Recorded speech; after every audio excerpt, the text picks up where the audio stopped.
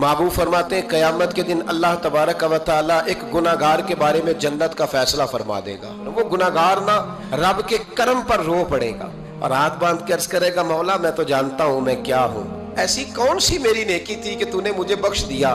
तो मेरे महबूब पाक अलैहिस्सलाम फरमाने लगे, रब करीम उससे फरमाएगा, एक दिन रात को ना तो अपनी गली से गुजर रहा था, गली से गुजरते हुए तेरे पैर से एक रोड़ा टकराया था, तूने वो रोड़ा उठा के फेंक दिया था।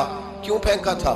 तो नेकी चूंकि उसकी नजर में मामूली थी तो वो भूल चुका था, कहेगा या अल्लाह वो वाला रोड़ा मालिक करीम वो तो मैंने इसलिए उठाया था कि मेरे मोहल्ले में बूढ़े भी रहते हैं, बीमार भी रहते हैं, बच्चे भी रहते हैं, कमजोर भी रहते हैं, इसलिए उठाया था किसी को ठोकर न लग जाए। रब करीम ने फरमाया तू रात के अंधेरों में रोड़े उठा उठा के मेरे बंदों का ख्याल रखे तो मैं आज कयामत के दिन तेरा ख्याल ना रखूं। फरमाया उस एक रोड़े के उठाने की बरकत से मैंने तेरे लिए जन्नत का फैसला फरमा दिया।